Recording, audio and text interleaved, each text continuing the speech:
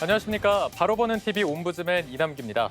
지난주 연합뉴스TV에서는 윤석열 정부의 초대 내각 인선안 발표 소식과 검찰 수사권 폐지를 둘러싼 논란 등 국내외 뉴스를 신속히 전해드렸습니다. 오늘 연합뉴스TV를 말한다 시간에서는 새벽 3시 뉴스 현장, 일요와이드를 중심으로 이민주 시청자 평가원이 모니터링한 내용을 전해드리겠습니다.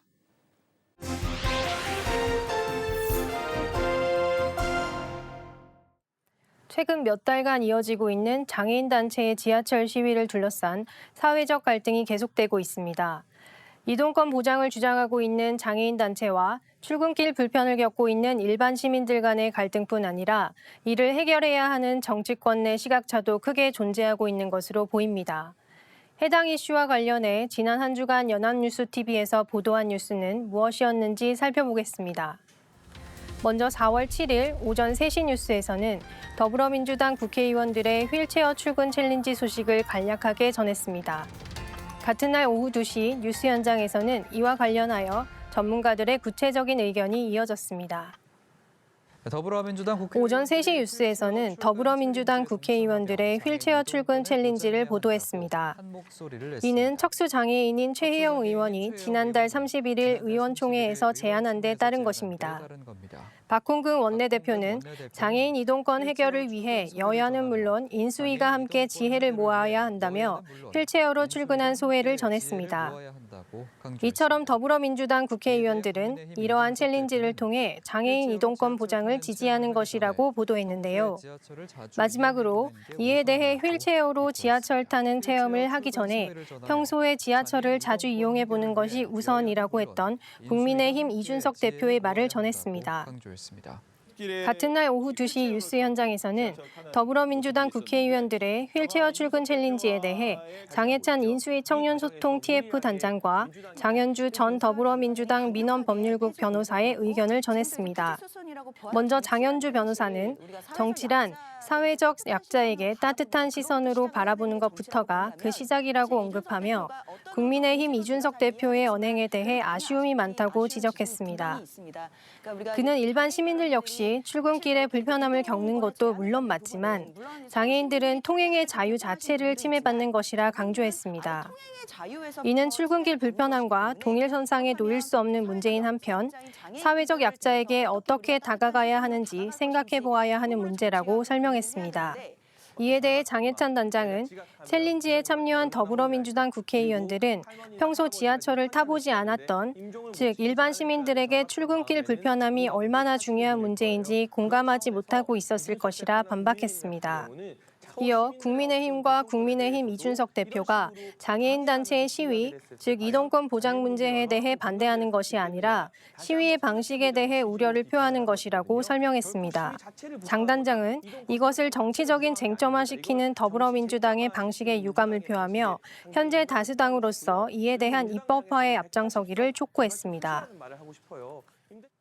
먼저 살펴본 뉴스에서 간략 보도된 더불어민주당의 휠체어 출근 챌린지를 둘러싼 정치적 갈등에 대해 두 전문가의 의견을 통해 양당의 생각을 간접적으로나마 확인할 수 있었습니다. 더불어민주당이 휠체어 출근 챌린지를 통해 전달하고자 했던 의미와 국민의힘에서 현재의 장애인 시위에 대해 강경하게 대응하는 배경 등을 이해하기 쉽게 전달했습니다. 시청자들이 현재의 이슈에 대해 이해하는 데 도움이 되었을 것이라 생각합니다. 다만 더불어민주당의 휠체어 출근 챌린지가 간단하게만 보도된 점이 아쉬웠습니다. 보도에 언급된 박홍근 원내대표와 영상에서 비친 고민정 의원 외에도 해당 챌린지에는 10명 이상의 의원이 참여했습니다. 참여한 의원들은 챌린지 영상을 본인의 SNS에 업로드하기도 했는데요. 이 가운데 몇 개의 영상은 다양한 SNS에서 확산되며 인터넷에서 많은 화제를 불러모으기도 했습니다. 해당 챌린지의 지지 여부를 떠나 최근 가장 민감한 이슈에 대한 정치권의 행보에 대해서는 보다 자세한 보도가 전해지기를 바랍니다. 10일 오전 8시 일요와이드에서는 정치권에서 확산된 장애인 이동권 논란 어디로 가나라는 주제로 장애인 이동권을 둘러싼 논란 어떻게 진행된 건지 짚어본다고 전했습니다. 보도에 따르면 국민의힘 이준석 대표는 지난해 12월부터 시작한 지하철 시위의 방식과 대상에 문제가 있다며 여러 차례 비판을 이어왔습니다. 특히 최근에는 비문명적이다, 시민의 아침을 볼모로 잡았다 등 강한 발언이 있었습니다. 이후 시각장애인인 국민의힘 김예지 의원이 시위 현장에서 무릎을 꿇고 사과했다고 전했습니다. 이준석 대표는 지하철역 10곳 중 9곳에는 이미 승강기가 설치돼 이동에 큰 문제가 없음에도 지하철을 지연시키며 다수 시민들의 출근길을 방해하고 있다고 주장했습니다. 이에 민주당과 정의당은 시민들이 불편을 겪게 된 건 장애인 이동권에 정치가 책임을 다하지 못했기 때문이라고 강조했습니다. 논란이 가라앉지 않자 대통령직 인수위 의원들은 장애인 시위 현장을 찾기도 했습니다. 장애인 단체는 이날 현장을 찾은 인수위 위원들에게 이준석 대표의 사과를 요구했습니다. 이준석 대표는 사과하지 않겠다고 대응했습니다. 앵커의 리드멘트에 따르면 국민의힘 이준석 대표의 강한 발언 이후 정치권과 시민사회에서 논란이 일어났다고 언급하며 장애인 이동권을 둘러싼 논란이 어떻게 진행된 것인지 짚어볼 것이라 전했는데요. 그러나 보도 내용이 정확히 어떠한 논란을 언급하고 있는 것인지 논란의 포인트가 정확하게 와닿지 않습니다.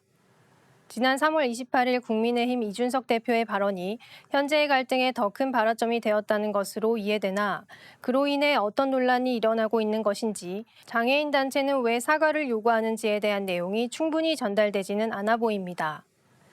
해당 보도는 장애인 이동권을 둘러싼 논란이라기보다는 이 대표의 발언을 중심으로 한 논란에 대한 보도로 보입니다.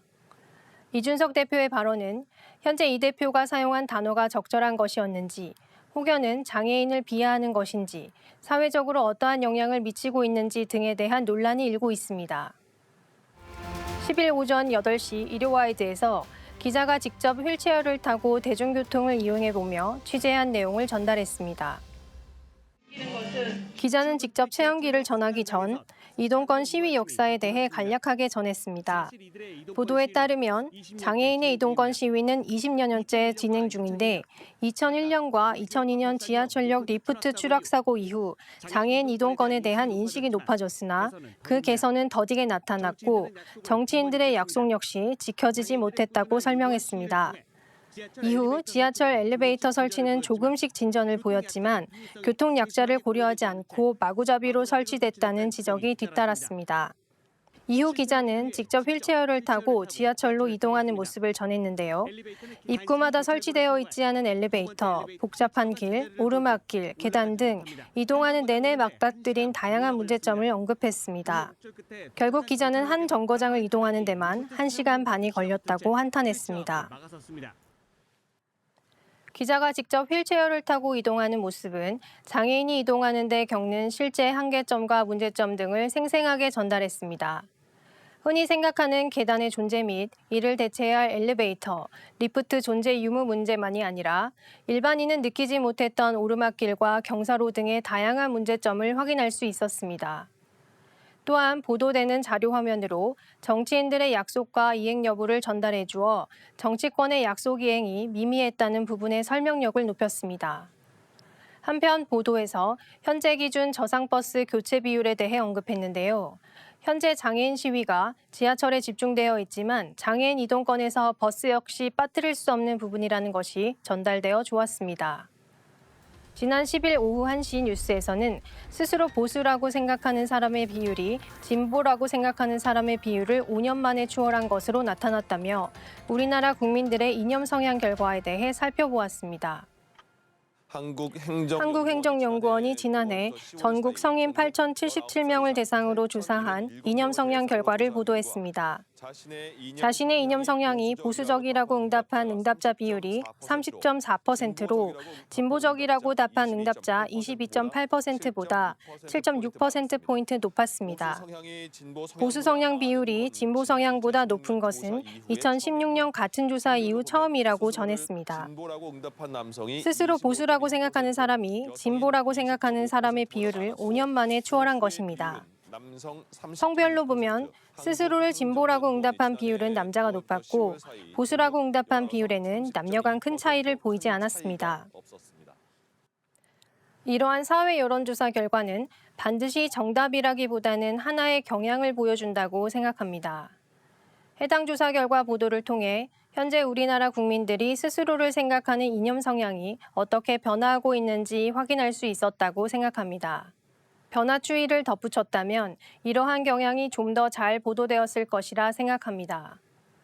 해당 조사를 좀 더 세부적으로 살펴보면 보수 성향 응답이 5년 만에 바로 역전했다기보다는 보수 성향은 지난 5년 동안 꾸준히 증가해 왔고 진보 성향은 지난 5년 동안 꾸준히 감소해 왔습니다. 이 변화에 어떤 연령대가 가장 많이 이념 이동을 했는지 혹은 어느 소득 수준에서 변화가 있었는지 등을 추가 전달했다면 현재 우리나라 국민들의 이념 성향 변화의 경향성을 이해하는 데 더 큰 도움이 되었을 것이라 생각합니다.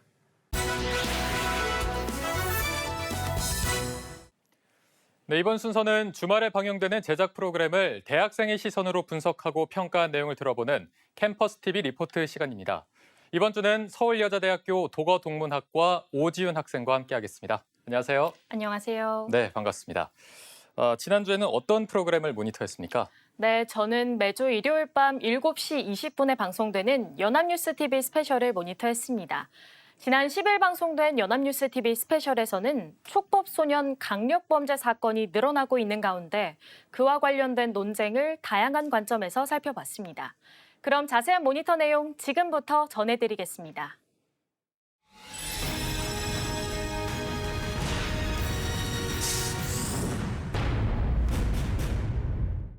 10대들의 방송은 최근 촉법소년의 범죄가 끊이지 않고 있는 상황을 언급하며 시작합니다.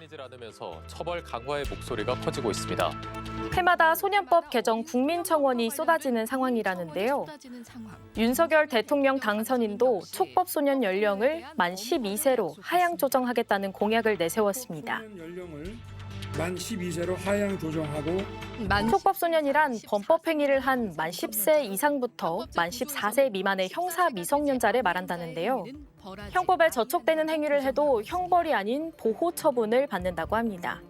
소년법에서는 19세 미만의 자를 소년으로 규정하고 다시 연령에 따라 범법소년, 촉법소년, 범죄소년으로 구분한다는데요.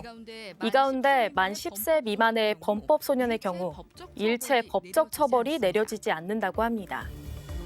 박인숙 변호사는 과학적으로 12, 13세의 경우에는 전전두엽이 발달하고 있는 시기로 형사 책임에 대한 인지가 제대로 되지 않아 책임 능력을 부과할 수 없다고 설명합니다.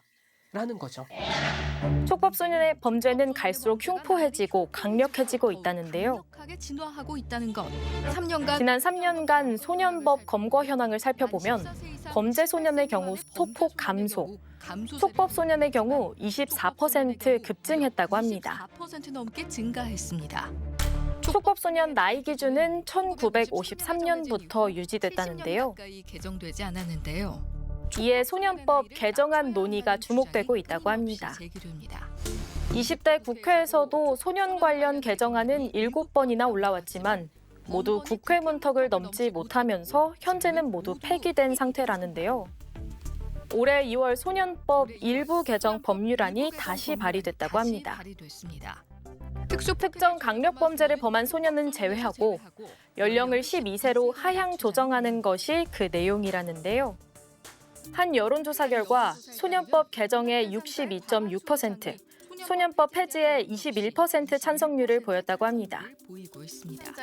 국민들이 소년범죄의 심각성과 소년법 개정의 필요성을 주장함이 느껴지는 대목이었습니다. 방송을 통해 집단폭행 피해 학생 어머니의 인터뷰도 들어봤는데요. 피해자를 더 힘들게 한 것은 피해자의 참여권이 보장되지 않는다는 점이었다고 합니다. 할 수가 없다고 하더라고요. 그래서 어떤 처분을 받았는지 아무도 몰라요. 비공개가 원칙인 소년부 재판이기 때문에 피해자는 재판 날짜는 물론 처분 결과도 알 수 없다는데요. 가해자는 촉법소년이라는 이유로 보호받지만 오히려 피해자가 숨어야 하는 게 현실이라고 합니다.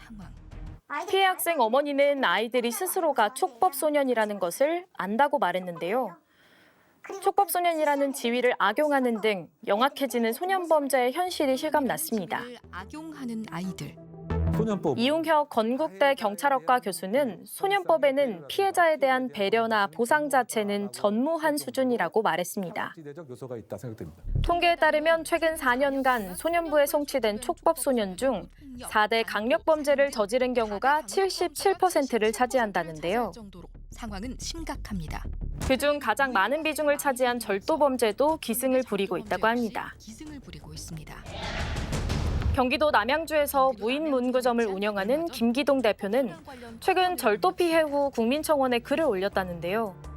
김기동 대표는 아이들이 스스로 큰 잘못을 하고 있다는 것을 모르며 자기들끼리 하는 놀이처럼 무의식적으로 마구 담았다고 생각한다고 합니다. 그냥 저는 무의식적으로 막 담았다고 저는 생각을 하거든요. 피해에 대한 보상도 문제라는데요. 보험 청구를 위해서는 경찰 조사가 병행되어야 하는데 촉법소년이라는 이유로 피해 조사조차 어려웠다는 상황이라고 합니다. 한영선 경기대 경찰학과 교수는 가해자 처벌에는 1조 8천억 원을 쓰고 있고 피해자 구조를 위해 만들어진 기금은 1,000억 원 정도라고 설명했습니다. 또 범죄 피해자를 지원하기 위한 전담기관이 없다며 범죄 피해자를 전담할 국가기관 설립 필요성을 주장했습니다. 정말 필요하다라고 현재 촉법소년에 대해서는 교화 목적의 보호관찰 제도를 시행 중이라는데요. 법무부에 따르면 보호관찰관 1인당 대상자가 약 106명이라는데요. 6명에 달합니다. 박상순 수원보호관찰소 성남지소 관찰과장에 따르면 똑같은 잘못을 하지 않게끔 옆에서 조력하고 아이들이 필요한 부분이 있으면 지원해주는 것이 보호관찰관의 가장 큰 임무라고 합니다. 보호관찰은 아이들마다 필요한 것이 다른 만큼 개개인에 맞춰 진행된다는데요. 유기환 수원보호관찰소 성남지소 소년주무계장은 보호관찰관이 부모의 역할, 학교 선생님의 역할을 하며 대상자들의 재범 방지에 중점을 두고 업무를 수행하고 있다고 말했습니다. 아이들을 가정에만 맡겨놓는 것이 아니라 가정, 학교, 사회가 함께 소년을 지도해야 한다는 설명이 인상적이었습니다. 면담 횟수가 늘수록 마음의 빗장을 푼다는데요. 최근 보호관찰관 1명당 관리 대상이 줄면서 소년 재범률 하락 추세라는데요. 특히 지난해에는 6년 만에 소년 재범률이 최저치를 기록했다고 합니다. 한영선 교수는 보호관찰 제도가 인권 친화적이고 효과적인 제도라고 설명했습니다. 할 수 있습니다. 소리로 엄벌과 교화 사이 대립되는 의견이 많다는데요. 처벌만이 능사는 아니라고 합니다. 소년들이 더 큰 죄를 짓기 전에, 더 큰 피해가 생기기 전에 누군가는 막아야 한다는 말로 방송은 마무리됩니다. 누군가는 막아야 합니다. 네, 모니터한 내용 잘 보고 왔습니다. 촉법소년 강력범죄 사건으로 인해서 소년법 개정 논란이 일고 있는데요. 지윤 학생은 이번 주 스페셜을 보고 어떤 점이 가장 인상 깊었나요? 네, 저는 소년부 재판의 비공개 원칙으로 피해자가 처분 결과를 알 수 없다는 사실이 놀라웠는데요. 소년법에도 피해자를 전담할 기관이나 피해자를 보호할 수 있는 방안을 마련해야 할 것 같다는 생각이 들었습니다. 네, 수고 많으셨고요. 지금까지 서울여자대학교 도거동문학과 오지윤 학생과 함께했습니다. 오늘 고맙습니다. 감사합니다.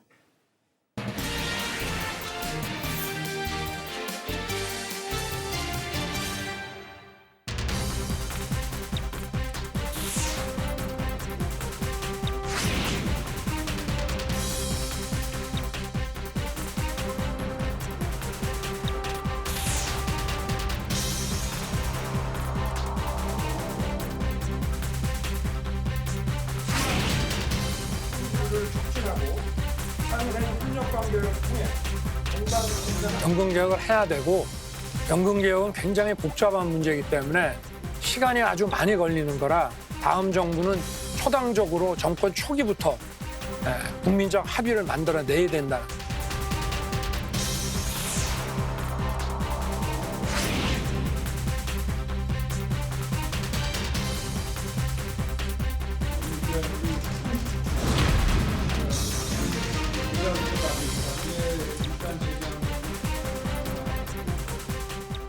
오는 5월 출범하는 새 정부가 풀어야 할 난제 중 하나가 바로 공적연금 개혁이죠. 하지만 각계각층의 이해관계와 당리당략이 얽혀 실제 개혁안이 마련되기까지 난항이 예상되고 있습니다. 오늘 TV와 비평 시간에는 공적연금 개혁에 대해서 언론에서 어떻게 다루고 있는지 자세히 알아보겠습니다. 명지대학교 디지털미디어학과 최선규 교수 자리하셨습니다. 안녕하십니까? 안녕하세요. 네.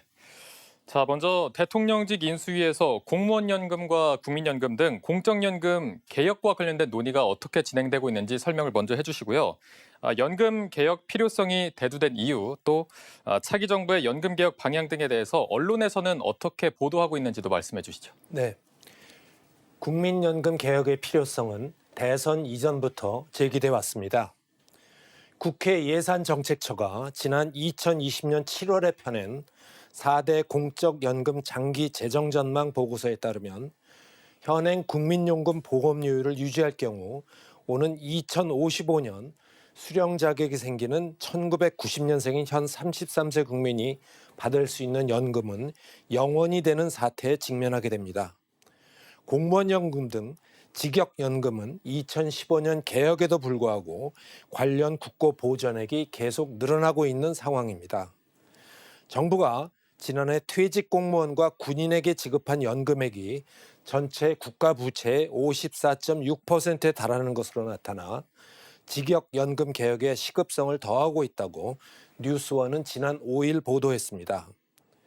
윤석열 대통령 당선인은 후보 시절 4대 공적연금 개혁을 약속했는데 새 정부 출범과 함께 대통령 직접 연금개혁위원회를 설치해서 전문가와 이해관계자들의 논의를 거쳐 사회적 합의하에 연금개혁을 적극 추진하겠다는 구상을 밝힌 바 있습니다. 인수위원회도 당선인 공약에 따라 위원회 설치를 위한 세부 방안을 검토 중인 것으로 알려졌습니다. 특히 안철수 위원장 역시 후보 시절 연금개혁의 필요성을 강하게 주장해온 만큼 관련 절차는 신속하게 진행될 것으로 보입니다. 인수위가 연금개혁을 위해 가장 유력하게 들여다보고 있는 방안은 현행 9%인 국민연금 보험료율의 상향 조정이라고 데일리아는 보도했습니다.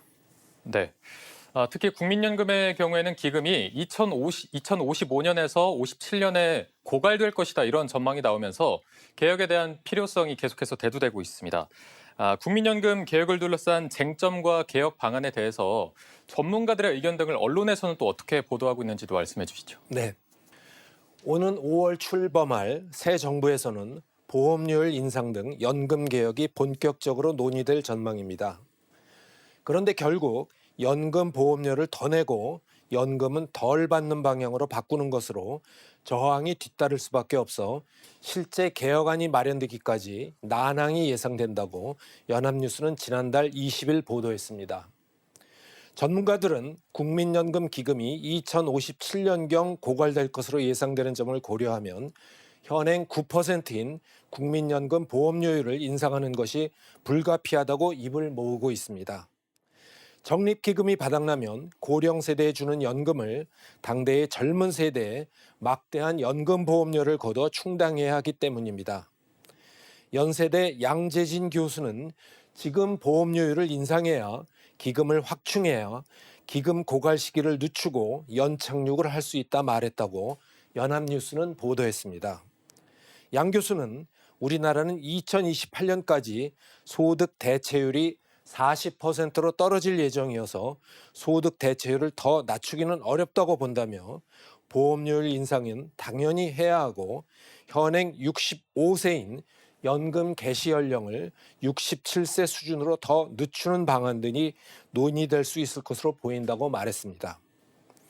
강성호 보험연구원 선임연구원도 새 정부의 국민연금 개혁 논의는 보험료율 상향에 초점을 맞출 것으로 전망했다고 뉴스원이 보도했습니다. 강 선임연구원은 보험료율을 상향하되 과거와 같이 20년 정도의 기간을 두고 점진적으로 조정하면 제도 변화의 충격을 완화할 수 있을 것이라고 말했습니다. 그는 또 연금액 수준과 지급 연령이 기대 수명에 연동되거나 수령자와 기유자의 비율에 따라서 연금액 수준이 자동 결정되는 자동 조정 장치를 도입하는 것을 국민연금 개혁의 대안으로 제시했습니다.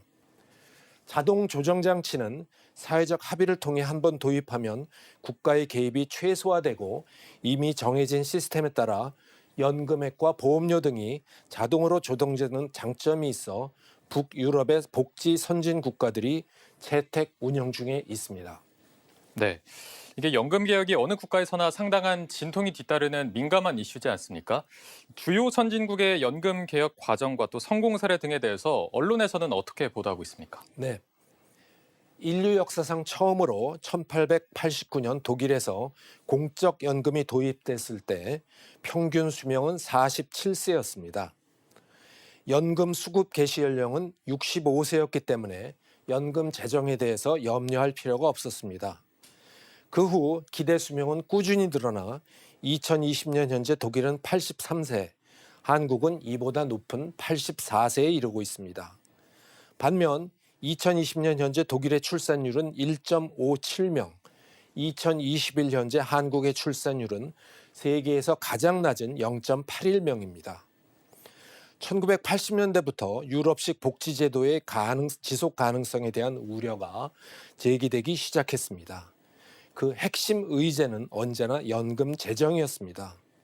그래서 연금 제도를 최초로 도입한 독일은 물론 20세기 초에 연금 제도를 시작한 대다수 선진국들은 지속적으로 연금 개혁을 추진해 왔습니다.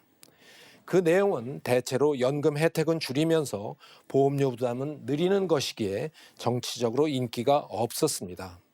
그럼에도 불구하고 유럽의 복지 선진국들은 연금 개혁을 지속적으로 추진했습니다. 독일의 경우 1980년대부터 서서히 시작된 연금 개혁은 공적 연금의 급여 수준을 낮추고 그 대신 사적 연금이나 저소득층에 대한 보험료 지원, 세금 공제를 하는 방식으로 추진되었다고 신동아는 4월호에서 보도했습니다. 네. 고령화 시대 가속화로 연금 개혁은 더는 미룰 수 없는 과제가 됐습니다. 다양한 계층과 세대가 합의하고 수용할 수 있는 연금 개혁이 이루어지기까지 언론은 어떤 역할을 해야 하는지 또 바람직한 보도 자세를 짚어주신다면 어떻게 될 수 있을까요? 네. 공적 연금 개혁과 더불어 시급한 개혁 과제는 기초연금 제도의 재설계입니다. 원래 기초연금은 국민연금 제도가 도입된 1988년 국민연금에서 제외된 노인 취약계층에 대한 노후소득 지원용으로 출발했습니다. 기초연금의 원조격인 노령수당과 경로연금 때까지만 해도 지원 대상이 각각 7%, 15%에 불과했지만 독자적 법령이 뒷받침된 기초노령연금 때부터 노인의 70%로 확대되면서 사실상 보편적 복지제도로 자리잡게 됐습니다.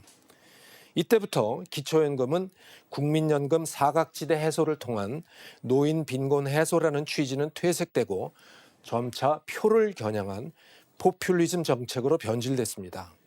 정치권은 선거 때마다 증액에 열을 올렸습니다. 대선만 치르면 10만 원씩 계단식으로 올랐습니다. 2007년 17대 대선 국면에서 경로연금이 노령연금으로 바뀌면서 지급액이 10만 원으로 2배 오르더니 박근혜 정부에서 20만 원, 문재인 정부에서 30만 원으로 각각 인상됐고 윤석열 대통령 당선인 역시 40만 원 인상을 공약으로 제시했습니다. 문제는 엄청난 재원 부담입니다. 세계에서 가장 빠른 고령화 속도로 갈수록 재정 부담이 눈덩이처럼 불어난다는데 사안의 심각성이 있습니다.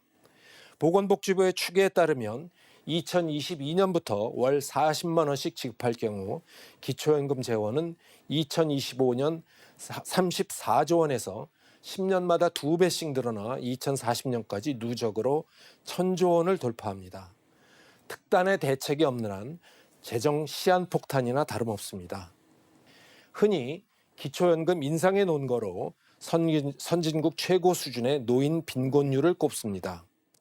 노인 빈곤율을 떨어뜨리기 위해 재정의 추가 투입이 불가피하다는 주장이 있지만 이는 절반은 맞고 절반은 틀린 주장입니다. 기초연금 제도가 시행된 2014년 44.5%였던 우리나라의 노인 빈곤율은 2020년에 사상 처음으로 40% 아래인 38.9%로 떨어지긴 했지만 경제협력개발기구 OECD 평균 13.5%와는 비교되지 않을 정도로 심각한 빈곤 상황은 여전합니다.